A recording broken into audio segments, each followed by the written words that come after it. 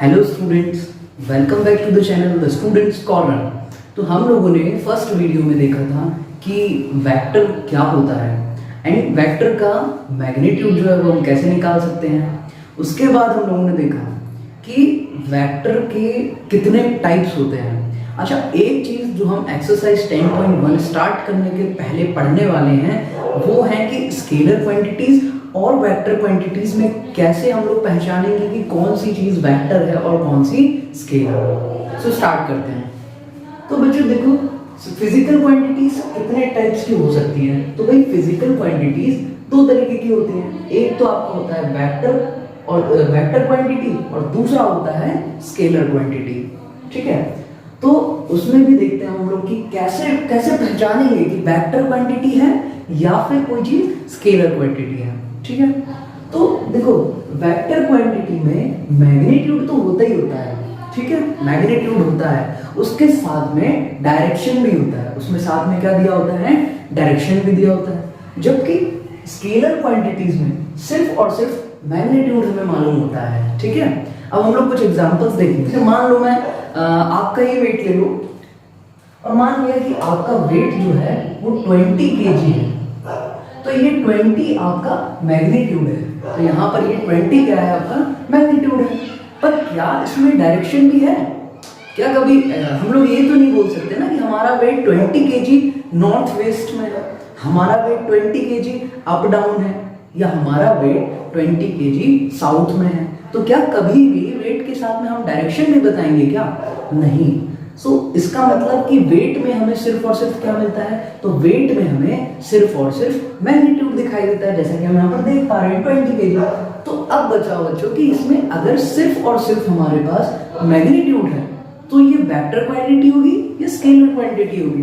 तो हम लोग जानते हैं कि जिसमें सिर्फ मैग्नीट्यूड हो तो वो क्या होती है बच्चों, वो होती है स्केलर क्वांटिटी। ठीक है, अब हम एक और एग्जांपल लेते हैं। हमने बोला टाइम, तो क्या ये 2 आवर में हमें डायरेक्शन बतानी पड़ेगी या सिर्फ 2 आवर सफिशिएंट है? हम ऐसा तो नहीं कहेंगे ना 2 आवर लेफ्ट या 2 आवर साउथ या 2 आवर्स वेस्ट। तो बच्चों इसमें हमें सिर्फ और सिर्फ 2 आवर से मतलब है। क्या हमें डायरेक्शन बताने की जरूरत? भाई टाइम का कोई डायरेक्शन होता है क्या? नहीं होता है।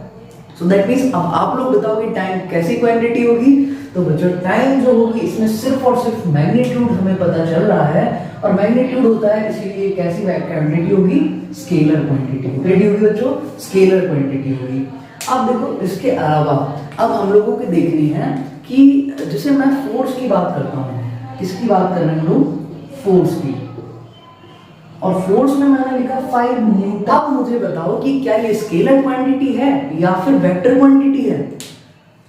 अगर हमने फोर्स लिया 5 न्यूटन तो हमें ये भी तो बताना पड़ेगा कि ये 5 न्यूटन का फोर्स लगाना किधर है।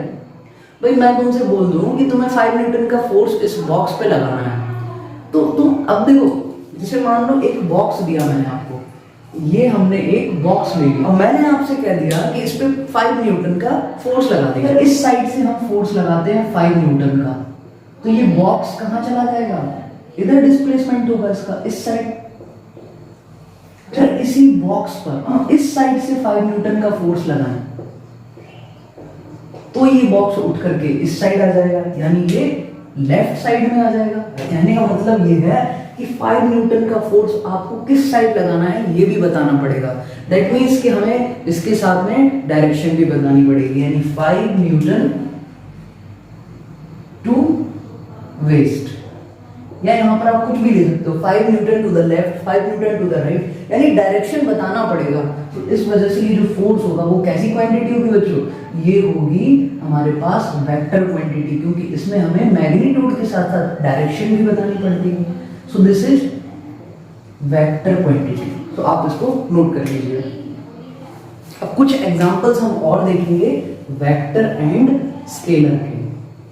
अब देखो जैसे हाइट, अब मैं कह दूं कि मेरी जैसे मान लो मैंने कह दिया किसी एक इंसान की हाइट 6 फीट है, तो ये 6 जो मैग्नीट्यूड है वही सफिशिएंट है। क्या मुझे ये कहना पड़ेगा 6 फीट नॉर्थ में है या 6 फीट साउथ में? किसी की हाइट नॉर्थ या साउथ में होती है क्या?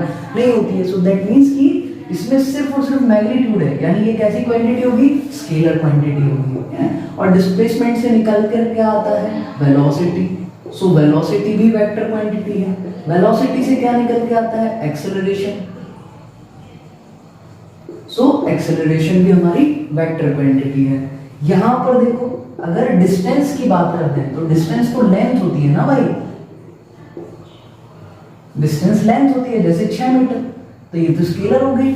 लेकिन डिस्प्लेसमेंट में क्या होता है, 6 metre to the east, 6 metre to the west, हमें विद डायरेक्शन बताना पड़ता है। इसलिए डिस्प्लेसमेंट कैसा है, वेक्टर क्वांटिटी, डिस्टेंस क्या है, स्केलर क्वांटिटी। अब देखो डिस्टेंस से क्या निकलेगी, स्पीड। स्पीड क्या है, स्केलर क्वांटिटी। लेकिन वेलोसिटी की बात करें तो ये डिस्प्लेसमेंट से आता है, इसीलिए ये क्या है, वेक्टर क्वांटिटी। तो इतनी चीजें आप लोग ध्यान रखिएगा।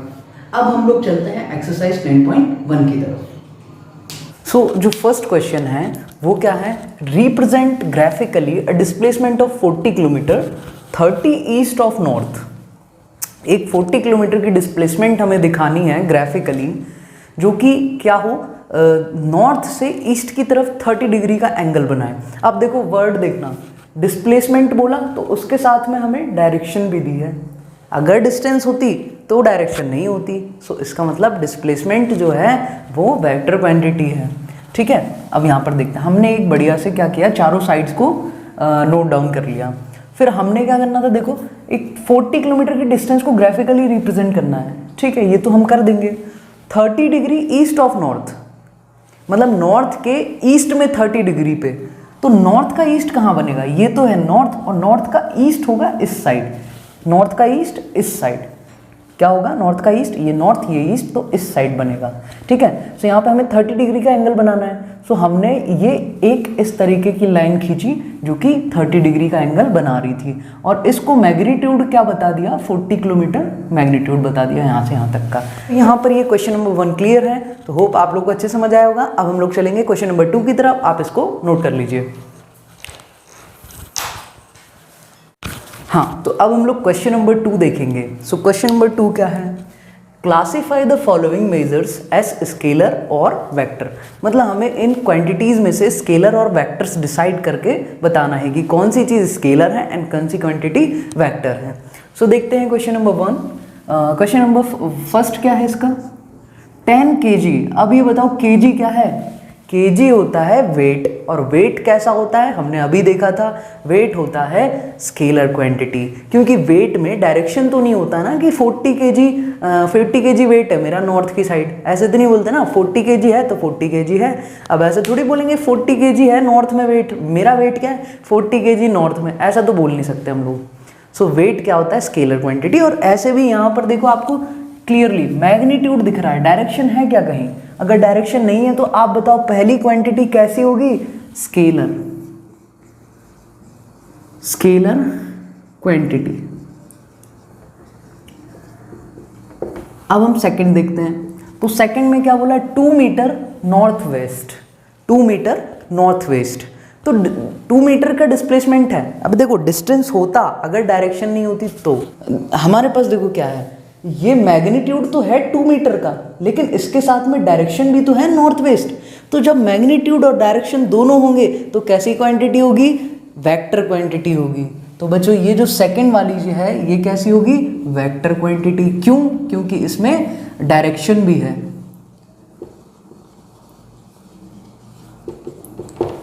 अब थर्ड वाला देखो क्या बोला, 40 डिग्री का एंगल, 40 डिग्री का एंगल, यानी सिर्फ और सिर्फ मैग्नीट्यूड बताया, डायरेक्शन तो नहीं बताया ना कहाँ पर है ये एंगल। तो सिर्फ 40 डिग्री है, मतलब एंगल क्या है, मैग्नीट्यूड ही तो है। अगर सिर्फ मैग्नीट्यूड है हमारे पास तो ये कैसी क्वांटिटी है, स्केलर। अब देखो 40 वाट, 40 वॉट। अब वॉट का हमेशा ध्यान रखना, वॉट किसकी यूनिट होती है, वॉट यूनिट होती है पावर की। आप लोग थोड़ा सा फिजिक्स यूज़ करेंगे यहाँ पर, जो कि आप 11th क्लास में पढ़ चुके हैं। वॉट किसकी यूनिट है, पावर की। अच्छा ठीक है भाई, वॉट किसकी यूनिट होती है, पावर की। और पावर क्या होता है, वर्क अपॉन टाइम।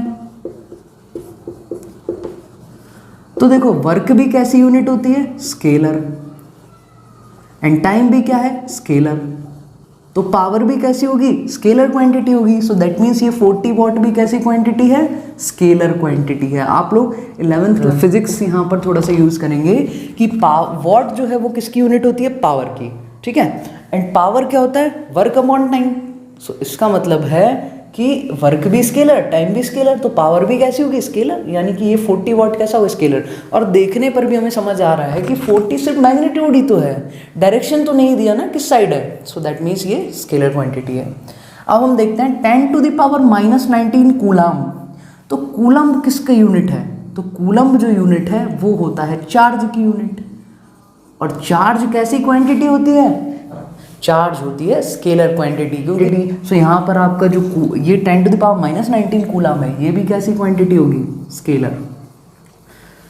नाउ अब देखो 20 मीटर पर सेकेंड स्क्वायर। तो यहाँ पर ध्यान देने वाली बात है कि मीटर पर सेकेंड स्क्वायर क्या होता है, मीटर पर सेकेंड स्क्वायर क्या होता है, किसकी यूनिट होती है, मीटर पर सेकेंड स्क्वायर जो यूनिट होती है वो आप 11th क्लास में पढ़ के आए हो, ये एक्सेलरेशन की यूनिट होती है, ठीक है। इसका मतलब कि मीटर पर सेकेंड स्क्वायर है तो ये क्या होगा, ये एक्सेलरेशन होगा। अभी मैंने बताया था कि एक्सेलरेशन कैसी क्वांटिटी थी, एक्सेलरेशन तो वेक्टर क्वांटिटी थी। दैट मीन्स ये क्या होगा, ये वेक्टर क्वांटिटी होगी।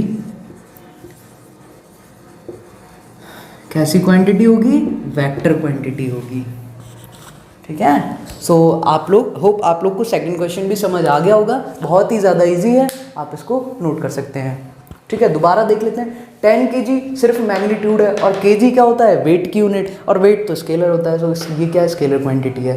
2 मीटर नॉर्थ वेस्ट, तो मैग्नीट्यूड के साथ में नॉर्थ वेस्ट डायरेक्शन भी दिया, और जब डायरेक्शन दिया तो ये कैसी क्वांटिटी है, वेक्टर क्वांटिटी है, क्योंकि मैग्नीट्यूड भी है और डायरेक्शन भी है।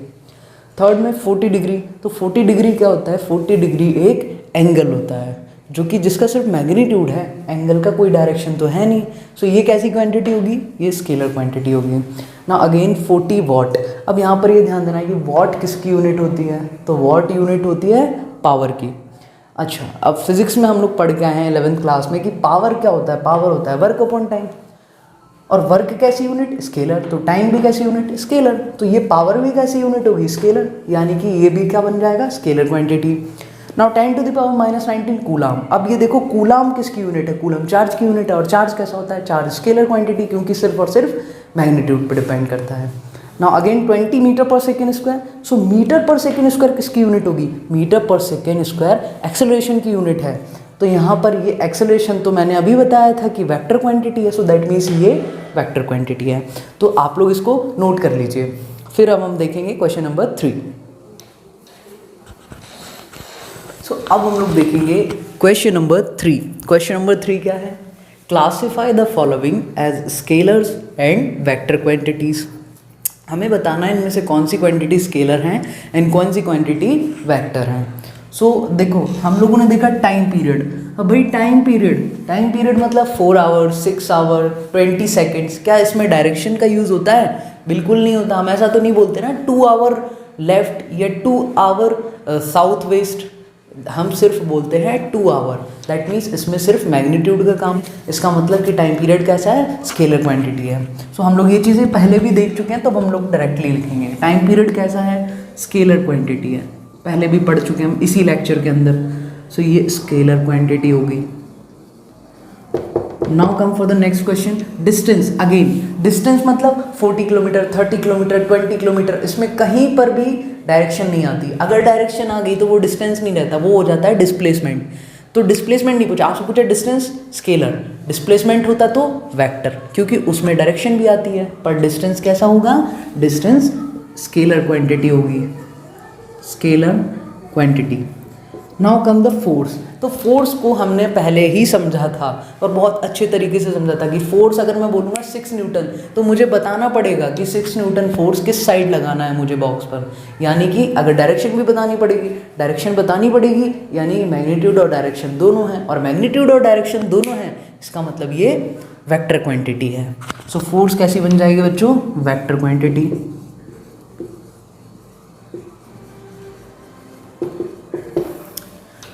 ना फोर्थ क्वेश्चन, फोर्थ में क्या है हमारे पास, देखो फोर्थ में है वेलोसिटी। मैंने पहले ही बताया कि डिस्टेंस से बनती है स्पीड, लेकिन डिस्प्लेसमेंट से क्या आता है, डिस्प्लेसमेंट से आता है वेलोसिटी, एंड वेलोसिटी में डायरेक्शन भी होता है। सो इसी वजह से देखो पहली चीज़ हम कैसे याद कर सकते हैं कि डिस्प्लेसमेंट से आती है वेलोसिटी। सो डिस्प्लेसमेंट तो होता है हमारा वेक्टर, तो इसीलिए ये वेलोसिटी भी क्या होगा, वेक्टर, यानी इसमें होता है डायरेक्शन भी।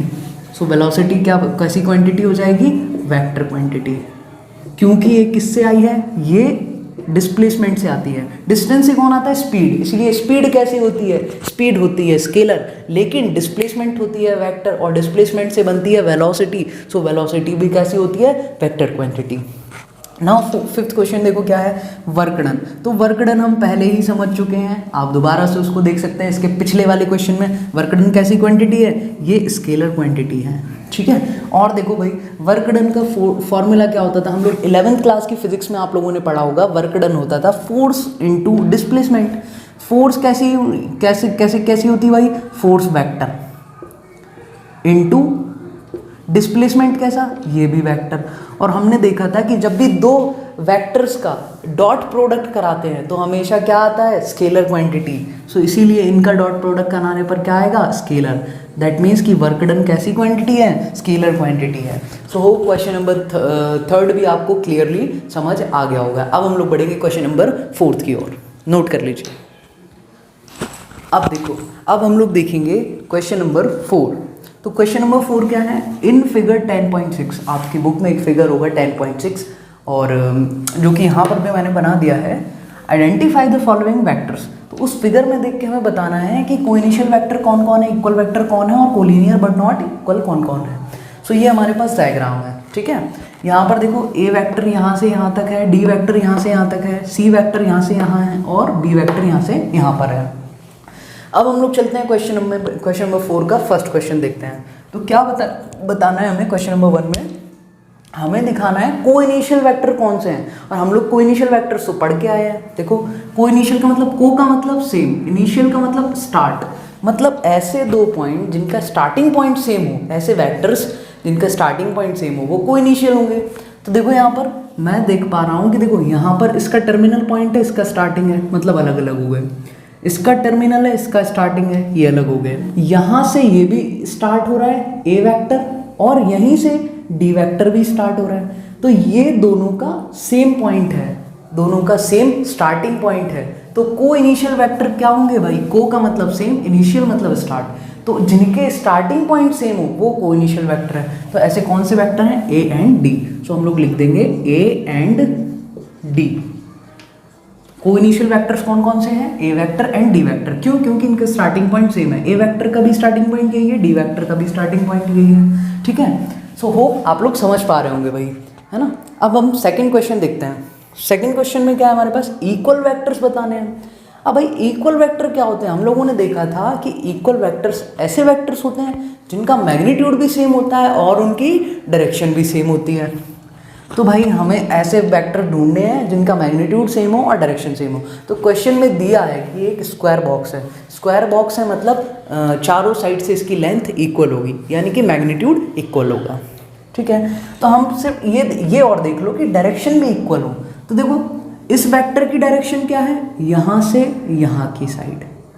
इस वेक्टर की डायरेक्शन भी तो यही है, यहाँ से यहाँ की साइड। तो दोनों की डायरेक्शन भी इक्वल है और मैग्नीट्यूड भी इक्वल है, क्योंकि ये स्क्वायर है, स्क्वायर में चारों का मैग्नीट्यूड इक्वल है।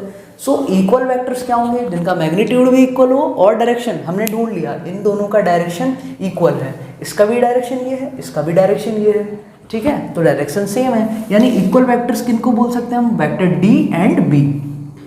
सो B vector and D vector are equal vectors, equal vectors. A and D कैसे थे, आर को इनिशियल वेक्टर, इनका स्टार्टिंग पॉइंट सेम था, को इनिशियल वेक्टर्स। सो हम लोग देखते हैं थर्ड क्वेश्चन में हमसे क्या पूछा गया है, ठीक है।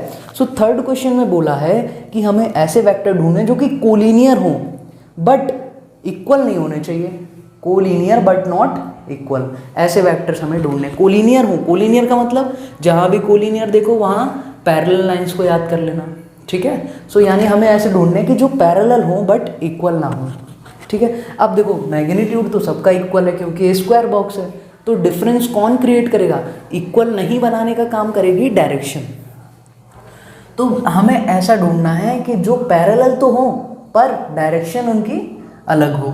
तो देखो पैरेलल वेक्टर और डायरेक्शन अलग, देखो इसकी डायरेक्शन भी नीचे, इसकी डायरेक्शन भी नीचे, यानी दोनों की डायरेक्शन सेम है। और हम बता भी चुके हैं कि ये तो इक्वल वेक्टर्स हैं, जबकि इसे कोलिनियर तो चाहिए पर इक्वल नहीं चाहिए, यानी ये दोनों तो हो नहीं सकते। अब देखो इसकी डायरेक्शन यहाँ से लेकर यहाँ की साइड है, जबकि ए वेक्टर की, जबकि सी वेक्टर की डायरेक्शन यहाँ से यहाँ की साइड है, यानी दोनों की डायरेक्शन अलग है। और दोनों की डायरेक्शन अलग है तो ये इक्वल वेक्टर्स नहीं होंगे। पर क्या दोनों पैरेलल होंगे? जी बिल्कुल, ये वाला वेक्टर और ये वाला वेक्टर, ये दोनों लाइन पैरेलल ही तो हैं। पैरेलल है मतलब कोलिनियर है, जब भी कोलिनियर आ जाए आप पैरेलल ढूंढोगे। तो ये दोनों वेक्टर ए एंड सी ये पैरेलल तो हैं, देखो दोनों लाइन पैरेलल हैं, बट डायरेक्शन दोनों की अलग है, इसलिए ये इक्वल नहीं है।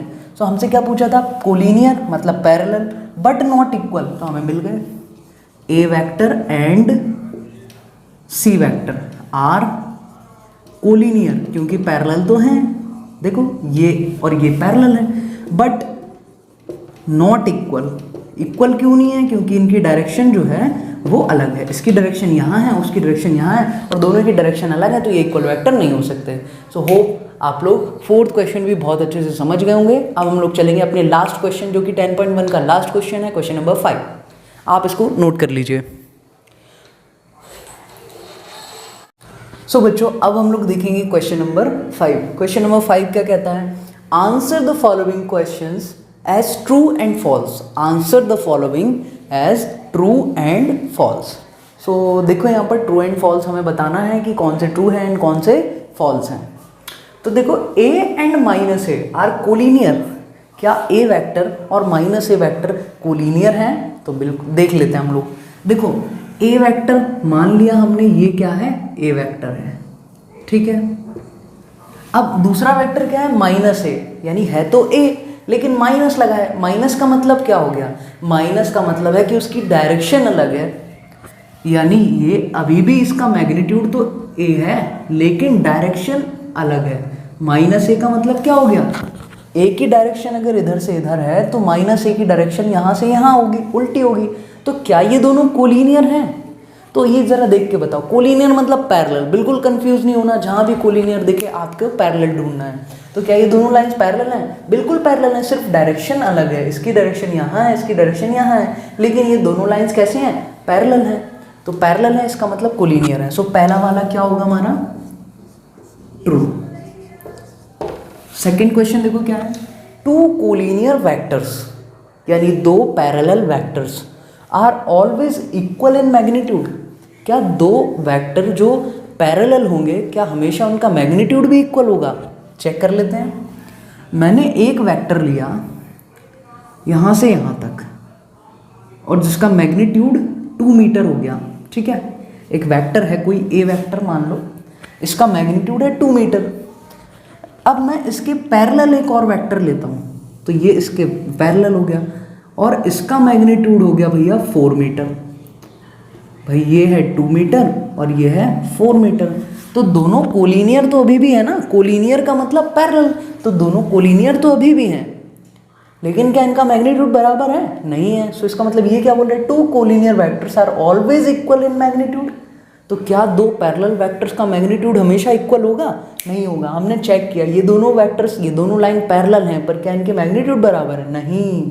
ये 2 मीटर है और ये 4 मीटर है, यानी ये फॉल्स हो गया। हमेशा ऐसा नहीं होगा, तो ये क्या बन गया? फॉल्स हो गया। होप आप लोग समझ पा रहे होंगे कि हम क्या कहना चाहते हैं। Now third question, to vectors having same magnitude, यानी दो ऐसे वेक्टर्स जिनका मैग्नीट्यूड कैसा हो? जिनका मैग्नीट्यूड सेम हो, आर कोलिनियर। तो क्या दो ऐसे वेक्टर जिनका मैग्नीट्यूड सेम है तो सिर्फ क्या ये हमेशा कोलिनियर होंगे? देख लेते हैं। हमने एक वेक्टर लिया यहाँ से यहाँ, ठीक है, और इसका मैग्नीट्यूड दिया हमने 2 मीटर, ठीक है। अब हमने क्या देखना, to vectors having same magnitude, एक और वेक्टर लो जिसका मैग्नीट्यूड खुद 2 मीटर हो, फिर देखना क्या ये हमेशा पैरेलल होंगे। तो मैंने एक और वेक्टर ऐसा ले लिया और इसका मैग्नीट्यूड भी 2 मीटर है, तो क्या ये दोनों पैरेलल हैं क्या? आप लोग बताओ, ये दो लाइंस पैरेलल हैं क्या? नहीं। पैरेलल होने का मतलब कभी भी वो दो लाइंस आपस में एक दूसरे को कट नहीं करेंगी, जैसे ये लाइंस थी। तो क्या ये पैरेलल हैं? नहीं, ये कट कर देंगी। So that means this is not parallel lines. यानी कि हमेशा ऐसा नहीं होगा कि जब भी दो वेक्टर सेम मैग्नीट्यूड के, देखो ये भी 2 मीटर का, ये भी 2 मीटर का, पर क्या ये हमेशा कोलिनियर होंगे, पैरेलल होंगे? नहीं होंगे। सो ये कैसा हो जाएगा हमारा? फॉल्स हो जाएगा।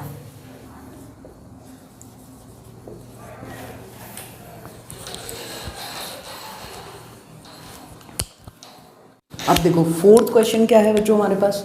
सो फोर्थ क्वेश्चन ये पूछ रहा है कि टू कोलिनियर वेक्टर्स, यानी दो parallel vector having same magnitude are equal, मतलब क्या दो ऐसे पैरेलल वेक्टर्स जिनका मैग्नीट्यूड सेम है, क्या वो इक्वल होंगे हमेशा?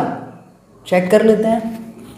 तो टू कोलिनियर वेक्टर्स, तो हमने दो कोलिनियर वेक्टर बना लो पहले तो मैंने एक वेक्टर ए बी बनाया, ए बी, जिसकी डायरेक्शन ए टू बी थी। इसी के एक और हमने एक और वेक्टर बनाया जो कि कोलिनियर होना चाहिए, तो भाई सी डी वेक्टर बना दिया।